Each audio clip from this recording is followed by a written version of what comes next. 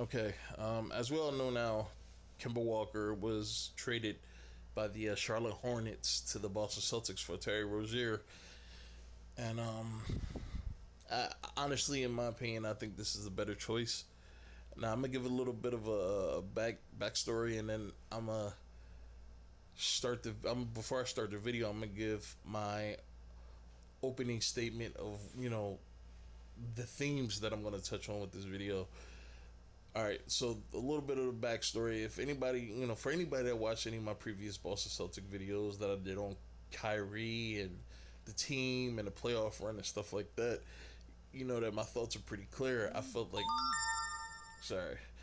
Kyrie was monopolizing. I felt like Kyrie was monopolizing the success of the team to be the leader, and instead of him falling in line with what Brad Stevens needed him to do, he wanted to lead the team. And I can believe a statement like Brad Stevens was afraid to tell Kyrie no.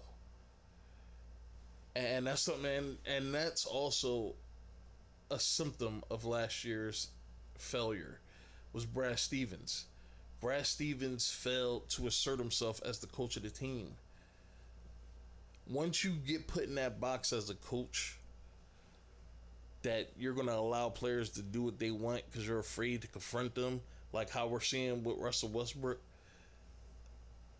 then, you're pretty much their bitch and there's nothing you can do about it.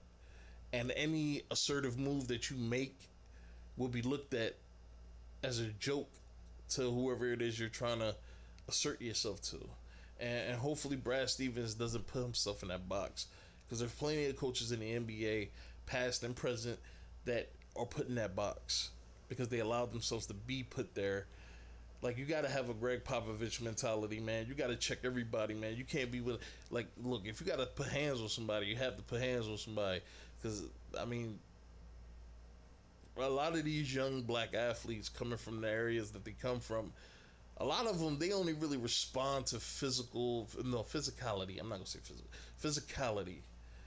And sometimes you got to be verbally physical with them, and sometimes you might have to be actually physical with them. So, I don't know, but Kemba Walker seems like a better fit for the team because I think he's more willing to buy in. He's been in the league for 8 or 9 years. He's been on the Charlotte Hornets, the Charlotte Bobcats, and they have been a laughable franchise. I think they made the playoffs once last year or 2 years ago or something like that. And it pretty much was all thanks to Kemba Walker and his evolution as a player over the years. And I'm pretty sure that he gave up on trying to be the leader of a team. I'm pretty sure that is not in his mindset. And this is the kind of player, you need a player that is as talented as Kyrie, but doesn't have the mindset of Kyrie of wanting to be the leader. And I think Kemba Walker is that guy. But I touched on a few themes that's gonna be discussed in the video, and I also touched on the backstory. So we're gonna start the video. Well, Kemba, we're here at the Celtics practice facility where there's actually a summer camp going on. You got them all excited just by seeing you. So I know you've had a nice welcome here. Just tell us what it's been like to walk into Boston and to feel the love, so to speak. It's been amazing. Just the feeling of being loved is something that everyone wants. And as soon as I got here, that's the feeling I got. From the staff members, the campers, the players, stuff like that. So it's been nothing short but amazing. So why was Boston so appealing to you? Because you had choices. Yeah, I had some choices. Of course he has suitors. Kemba Walker is coming off his best season as a player in the NBA since he's been in the league. Last year was his best year. Kemba Walker has been coming for years. This dude has been on the rise for years. It's last year you really started to see his full evolution come to pass. And sure, he had suitors, and I'm pretty sure everybody's thinking his most suitable suitors was the Lakers. Because everybody wants to go to the Lakers, man. Every big-time free agent you hear about Kawhi, Lakers is one of their suitors. Paul George, well, no, not Paul George. Paul George was traded. Klay Thompson, like Kemba, like Jimmy Butler, Lakers. Everybody thinks they're going to go to the Lakers, but I'm pretty sure he chose Boston is because it's a more, what do you call it? It's a more calm environment. It's not as hectic. It's not as chaotic as what's happening in LA right now. And Danny Ainge seems to be a wizard when it comes to fucking making deals. I don't know how the fuck this guy does it, but he has to have some information on a lot of fucking GMs and owners and coaches in the NBA to be pulling off some of these fucking deals that he pulls off. Because the Celtics could have gotten nothing this free agency, but they managed to flip Kyrie and Terry Rozier and get back Kemba Walker when they could have got nothing. Well, no, they ain't flip Kyrie. But the loss of Kyrie ultimately culminated in the acquisition of Kemba Walker, which is pretty impressive, man. I don't know, man. I don't know how this dude keeps doing it. Terry Rozier could have just left as well, but I don't know. He came to Boston because he needed a change. He needed to be with a more successful franchise, and I don't know. I guess Charlotte just wasn't doing it for him, man. And if you look at it, so many other teams in the NBA that needs point guards, that is like one point guard away, man. It's just like such a chaotic environment, and the Lakers being an example of that. Just so much shit that's going on there. Who wants to be thrown into that? When you've been with a loser franchise for as long as he's been in the NBA, who wants to go to a dysfunctional franchise to replace the dysfunctional franchise you were just in? So, but Boston was more appealing to me because of the amount of banners they have and how they compete on a night in, night out basis. Bullshit. Boston did look. There were times last year where I didn't think they were even trying, man. There were times last year, like during that Milwaukee series, after they beat Milwaukee in the first game by 20, every other game after that, you could slowly started to see them quit in the second game, and then every game after that, they just wasn't fucking trying, man. And you could just see Kyrie was getting so fucking frustrated because they just wasn't trying. They just gave up. They gave the fuck up last year. And the banners don't mean shit. Banners don't mean that you're going to win now. Banners don't mean you're going to win in the future.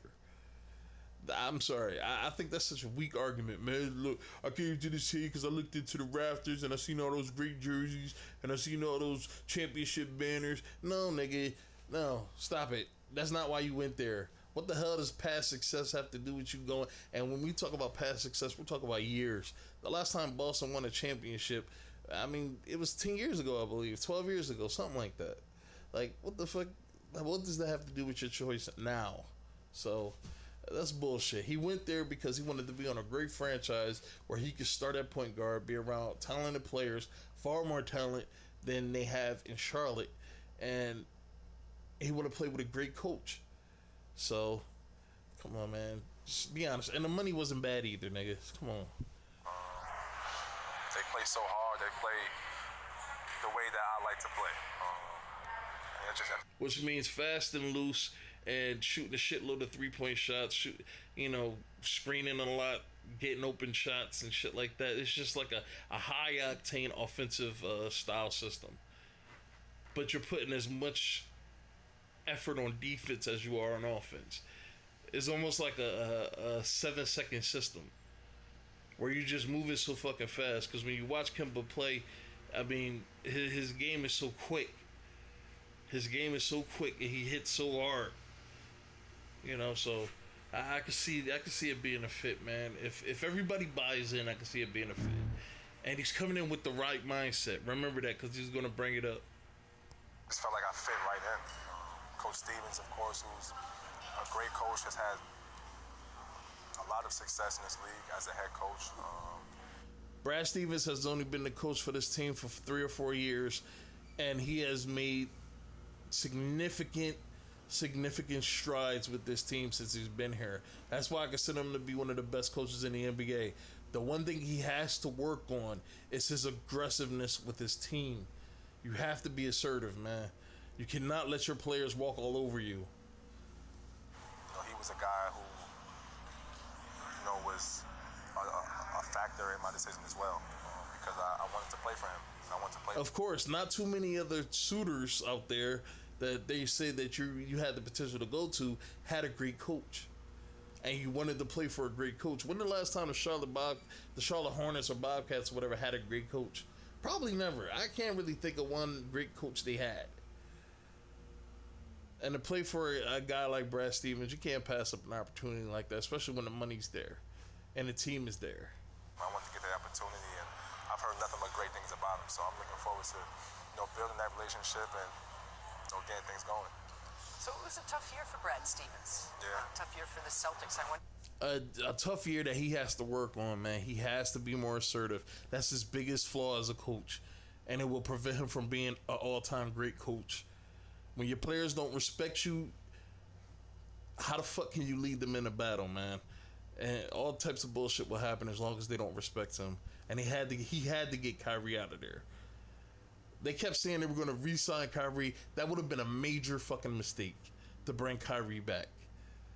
And I don't even think Kyrie wanted to come back, honestly. But if Kyrie wanted to come back and they brought him back, major mistake. I'm sorry. It just would have been a major mistake. If he talked with you about that, he was someone I think that everybody thought was a rising star. I happen to think he still is. But I wonder. Yes, he still is. He just needs to work on his assertiveness. Do you think Phil Jackson allowed Kobe and Michael Jordan to walk all over him? Do you think fucking Greg Popovich allowed Tim Duncan, Manu Ginobili, and Tony Parker to walk all over him? Do you think Pat Riley allows to this day anybody to walk all over him? No. He talked to you at all about some of the struggles his team had last year? He has, but I think I'll come in and I wouldn't say. Well, I would say I think I'll come in and change things. Now listen closely. Listen to what he's about to say, and I want you to tell me who the fuck you think he's talking about. Just because of the kind of person I am. I'm really easy to get along with. I'm a competitor. I'm definitely gonna try my best to bring guys with me. I won't go overboard with anything. I'm not that kind of guy. I won't step on any toes or anything like that. That's him saying the truth, but trying to be as PC about it as possible. I am trying not to allude in any way possible that I'm talking about Kyrie Irving. That's why he'll give a little smile before he says his answer. Yeah, I'm looking forward to this opportunity. Such great young players, such a legendary organization, and they wanted me. So, now it's time. Desperate people are willing to do desperate things, but I would have to say this is a far better fit than Kyrie Irving. For my next chapter, in my career. So one of the problems was at times with this team, with the young players, that was an issue. But like I said, Kyrie was the antagonist. And I'm not saying he was trying to be, but he was. Subsequently, he was. Felt they had earned something that perhaps they hadn't. Yeah. I know you're easy to get. Look, when you have a playoff run like they did, and I know people that, that was 2 years ago, you gotta get over it. But when you have a playoff run like that, you're expecting to take on a far bigger role the following season. And it's almost like their role diminished in a way to accommodate Gordon Hayward and Kyrie coming back. When you're a young guy and you experience that kind of success, only the following season to get your role diminished, you'll be upset too. Along with, but can you be tough when you need to be with these young players? You have to be. You have to be. As a leader, that's kind of something that I've learned, over the years. You can't always be quiet. If there's something to be said, you can say it, but it's ways to say things. You know what I mean? Like behind closed doors. And to go back to that point that Kemba said, where he stated that he wouldn't do things to hurt somebody or hurt other players, or he wouldn't try to bury under other players, and there's ways of going about doing things. He's referring to that little mini press conference that Kyrie did in the middle of the season, where he said that he had to go to LeBron and he had to talk to LeBron about certain stuff. Like, nigga, don't. Why are you doing that? Why are you doing that? That is counter fucking productive. If you want to try that manipulative mind control shit that LeBron does, do it with another team. Do it with another team, man, because all he did was lose the faith of his fucking teammates, and you could just tell he lost the faith of his teammates when he did that shit. I thought that was completely out of line. That's the kind of shit that you either keep to yourself, or that's the kind of shit you bring up behind closed doors. You don't go to the media and try to manipulate your teammates by saying, "Oh, well, I went to go talk to this guy that I tried my best. I tried to do everything I could to get away from him. But I went to go talk to him about being a leader and saying, I'm sorry, I was a stupid kid that didn't take the lessons that you were trying to teach me and learn from." Nigga, are you fucking serious, bro? So you just admitted that all that bitching that you were doing, that's all it was bitching. That's all it was. Why would you follow a guy like that? Why would you want to follow a guy like that that's willing to admit some shit like that? So sure, I can see why the team lost respect for this dude and why they didn't want to fucking play with him. I can see why. And you could just tell things got worse after that, man. And I'm not talking about play on the court. I'm talking about just their interactions with each other. Like, things just got worse after that. And I would never say anything to harm a guy or to bring a guy down. There you go. Here it is. I was before the fucking video. This is where you said it. One thing I want the guys to know about me, like, if I say something, I mean it. You know, it's not to be mean or to be spiteful. It's all fuck being mean. If it's the truth and it's nothing, you're doing nothing. Your intentions is to help them realize their mistakes and try to fix them. That's fine, as long as you don't try that manipulative shit where you go to the media and you try to. That's that shit that Greg Popovich and the Spurs were doing to Kawhi Leonard, where they would run to the media, talk shit about him, throw him under the bus, and expect him to come back with his tail between his legs. That's the same shit that Kyrie essentially did. No, it's all positive. It's all positive. So you know this is going to happen. There's going to be some comparisons to you all year long to the point guard that left, Kyrie Irving, a terrific talent, but had some issues here with leadership. And how are you going to deal with that? It's fine. It's okay. I mean, I guess it's going to come with the territory. You know, it wasn't a great year for those guys last season, and there's always so much expectation, with this organization, and things didn't go well. So, now that I'm coming in, I'm taking Kai's place. I know I'm going to be asked questions about him and things like that, but it just didn't work out. It happens. It happens so much in this league. Like, I understand we know how great of a player Kyrie is, but like I said, it just didn't work out. Hopefully, I can come in and it works out. That's my plan. I hope it works out. But you can't tell the future. You never know what's gonna happen. No, you don't. And my biggest issue with Kemba Walker that I really do got to keep an eye on, and I hope he's able to manage it, is injuries.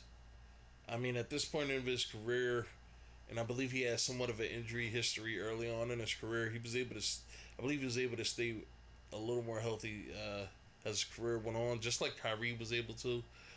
But yeah, man, I just hope that he's able to stay healthy, man. Him being an older guy, I think he's like 28, 29, so hopefully he's able to take care of himself, man. Because he likes to play fast. I mean, he has somewhat of an explosive game. Hopefully, it doesn't result in him getting hurt. I mean, this dude still has a lot of great years ahead of him. And I don't know. I'm going to keep an eye on this, man. Hopefully the Celtics play, they play a lot differently than they tried to a year ago. And hopefully it's a better product, man. Because I do believe the league is better when, like, I believe the league is better and more interesting when the Knicks are going, the Lakers are going, the Celtics are going, the Sixers are going. You know, I really do think because those are like the four staple teams, man. Four staple teams, and we'll see, man.